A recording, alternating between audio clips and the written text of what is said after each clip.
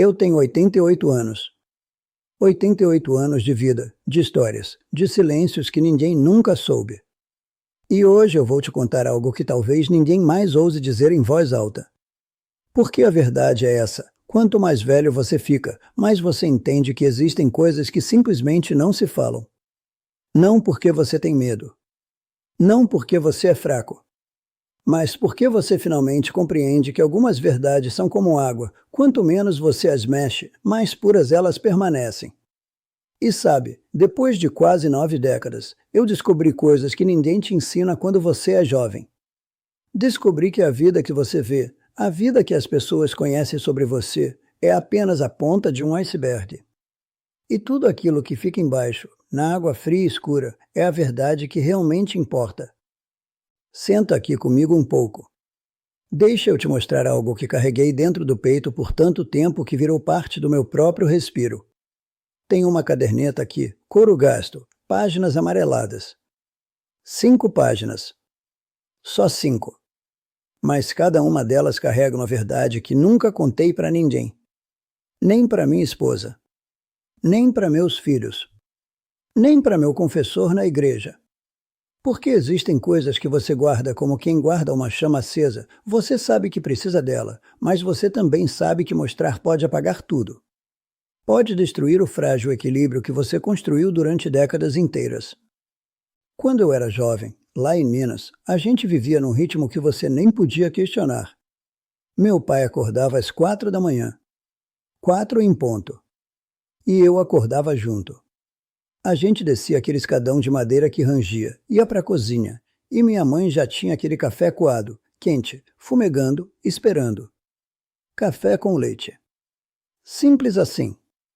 Mas tem um cheiro de café com leite de 5 da manhã que entra em você e nunca mais sai.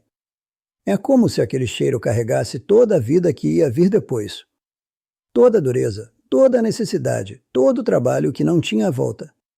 E a gente se sentava, meu pai e eu, sem falar nada, só bebendo café, olhando para o pátio ainda escuro, e já era como se ele tivesse me ensinado a vida inteira sem abrir a boca. Depois você cresce e descobre que a vida não é só café com leite no silêncio da manhã.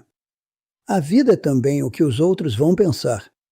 A vida é também o almoço de domingo, quando a tia chega com aquele olhar de quem quer saber tudo, de quem está ali para coletar histórias para depois contar no bairro. A vida é o feijão fervilhando na panela de ferro, é a toalha de renda branca na mesa, é você se sentando numa cadeira que pertenceu ao seu avô e sentindo que toda aquela história está em cima de você. Como um peso que você escolheu levantar porque era isso que se esperava. Porque aquela cadeira só podia ser sentar num homem que não falhava. Num homem que sabia manter a boca fechada. A gente construía uma vida que outros pudessem ver. Você entende? Não é uma vida mentirosa. Não é isso. É uma vida performada. É aquele traje que você coloca no domingo para ir para a missa, aquele traje que aperta um pouco na cintura, que é quente demais para o calor que faz, mas você usa porque assim você se encaixa em algo maior que você mesmo. Em algo que o seu pai fez, que o pai dele também fez. E durante anos eu achei que era assim que deveria ser. Que a verdade da gente era o lado que as pessoas podiam ver. E tudo que ficava para dentro era fraqueza, era coisa que você engolia como uma afronta, que você guardava porque guardar era a única forma de manter a dignidade. Mas sabe, quando você vive assim por 30, 40, 50 anos, quando você passa a vida inteira se perguntando o que vão dizer, você desenvolve uma espécie de radar. Você começa a notar pequenas coisas. Como é que o olhar muda quando você fala certa coisa? Como é que o riso das pessoas muda quando você se abre um pouco demais? Como é que as pessoas começam a usar seu segredo contra você? Não porque são mais, mas porque humanos são humanos e gostam de saber coisas que não deveriam saber. E aí você aprende a fechar a boca. Aprende que o silêncio é uma forma de poder que ninguém te ensina na escola. Aprende que, às vezes, calar é a coisa mais sábia que você pode fazer. Tem um dia que eu nunca vou esquecer. Era uma quinta-feira. Ou era uma quarta? Não, era quinta mesmo, porque a gente tinha acabado de pagar a conta da energia e de separar uma parte para guardar. Era uma coisa que a gente fazia religiosamente.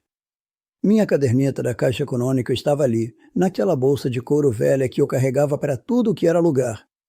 E meu sobrinho pediu para ver. Simples assim. Só queria ver.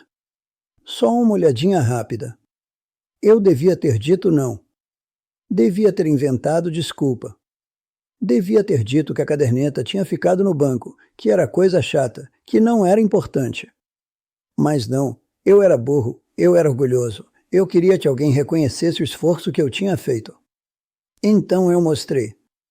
Mostrei aquele saldo que eu tinha acumulado em 40 anos trabalhando na construção, carregando peso, acordando cedo, dormindo tarde, doendo tudo quanto é parte do corpo.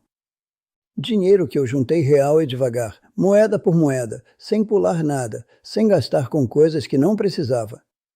Comendo o mesmo feijão todo dia. Usando a mesma roupa de trabalho até parecer mais fio que tecido. Plantando em casa tudo quanto era coisa para comer, para economizar até nos centavos. 40 anos de isso. E aquele número na caderneta era a prova. Era a evidência de que eu tinha conseguido. De que eu tinha feito algo que importava. E a cara dele mudou. Só isso. Não precisou falar nada. A cara mudou e aquela amizade que a gente tinha não foi mais a mesma. Porque de repente ele sabia uma coisa que eu nunca quis que ninguém soubesse. Que eu tinha mais do que o que a gente mostrava para fora. Que eu tinha guarda-chuva para cobrir a chuva. E isso muda tudo, sabe?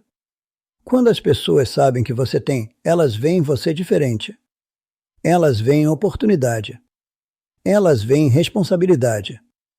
Elas veem uma chance de você sustentar alguma coisa que não é sua. Um filho que fracassou. Um sobrinho que precisa de um empréstimo.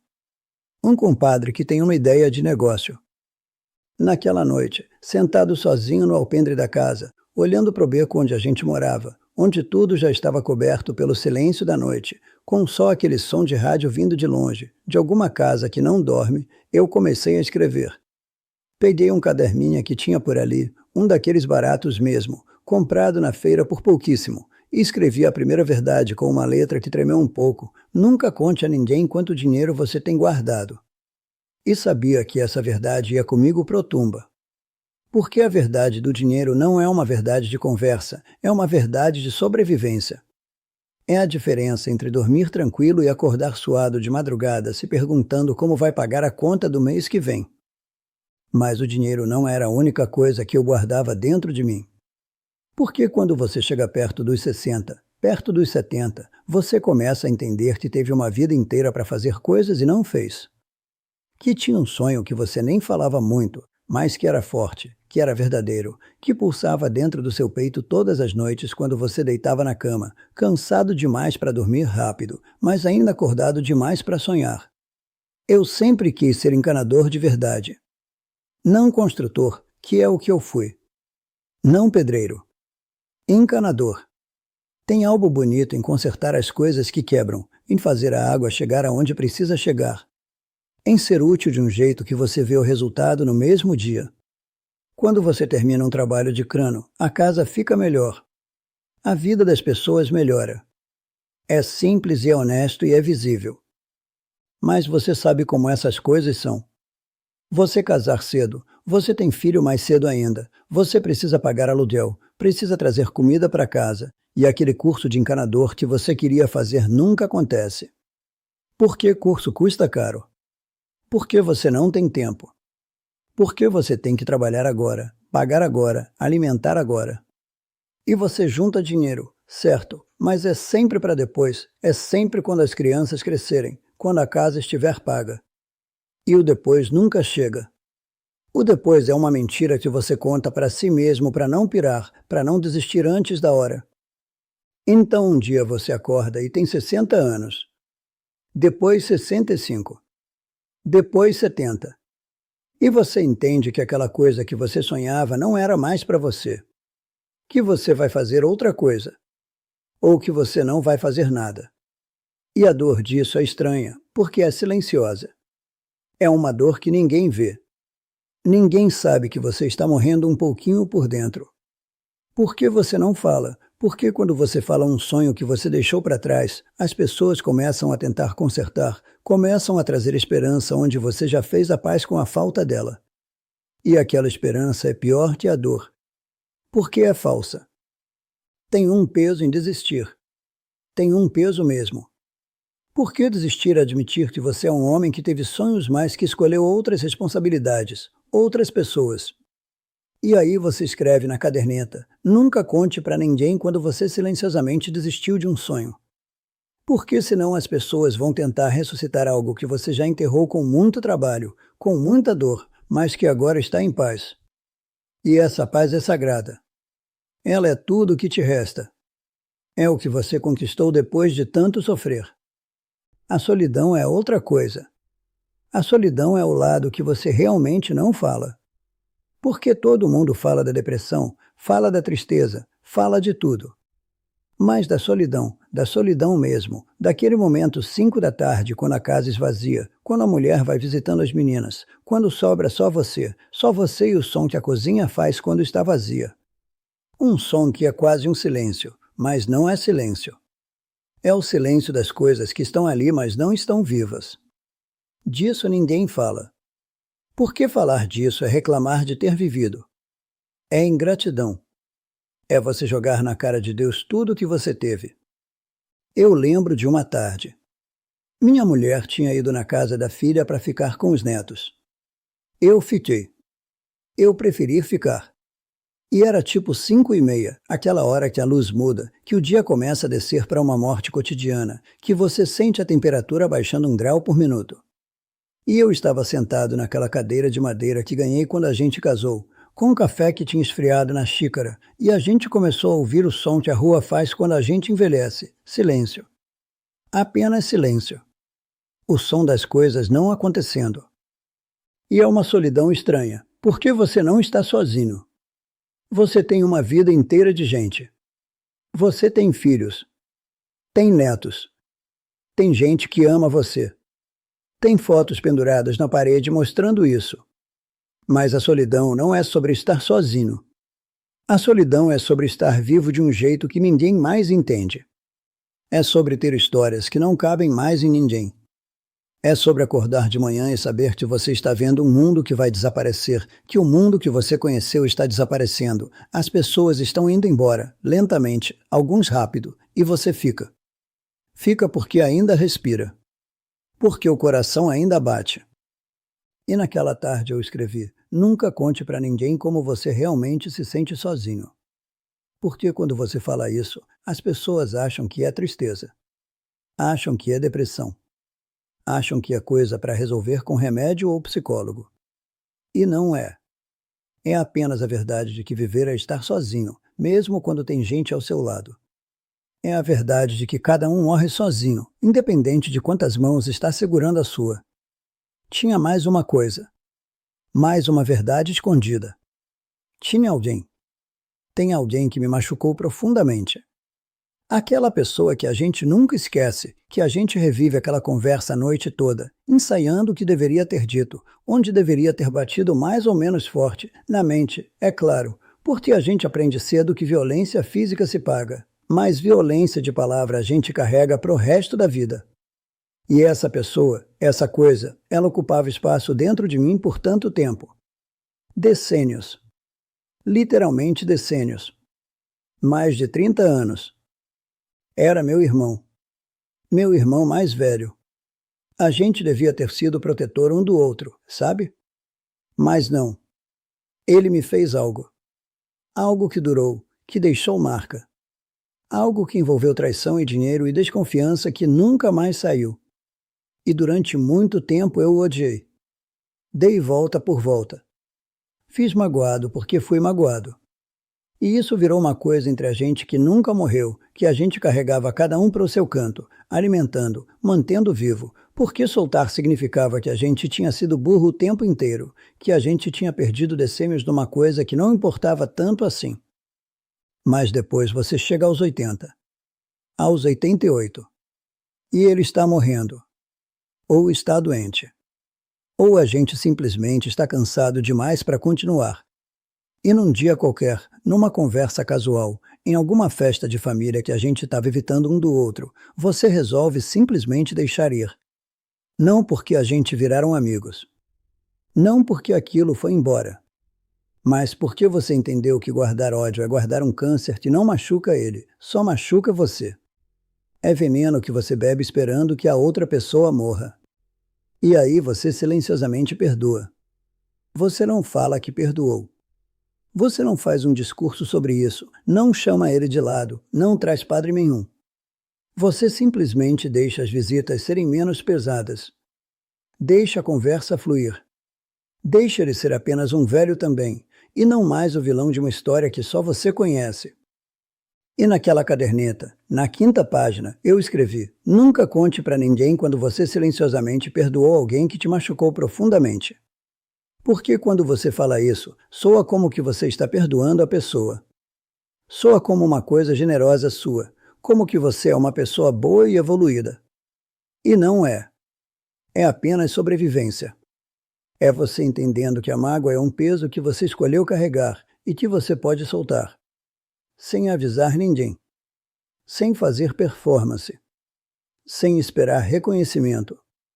Essa caderneta está aqui comigo. Esse couro gasto, essas 5 páginas que ninguém nunca vai ler enquanto eu estiver vivo. E talvez ninguém leia depois também.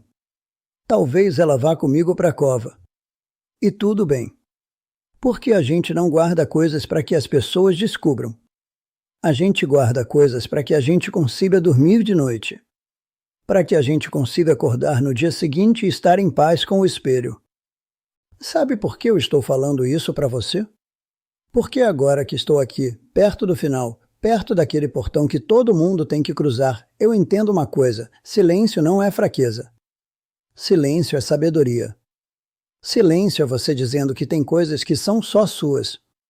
E que tudo bem. Que você não precisa que ninguém entenda. Que você não precisa que ninguém valide. Que você não precisa contar nada para ninguém se não quiser.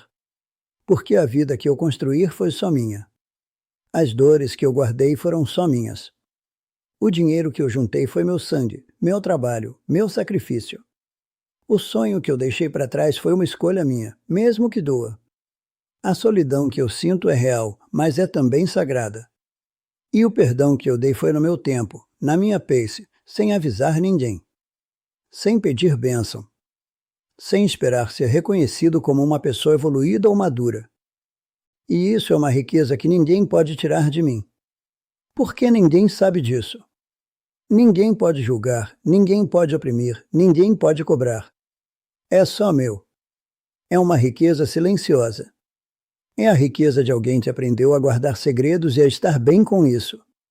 Então, quando você estiver velho, quando você estiver com 80, 88, 90 anos, lembra dessa conversa. Lembra que um velho te contou que às vezes calar é o melhor que você pode fazer por você mesmo. Que silêncio é um direito, não uma punição. Que você merece ter segredos. Que você merece ter coisas que são só suas. Que você não precisa justificar o seu silêncio para ninguém. Obrigado por sentar aqui comigo. Por estar aqui. Por não tentar me arrumar ou me consertar. Isso já foi um presente.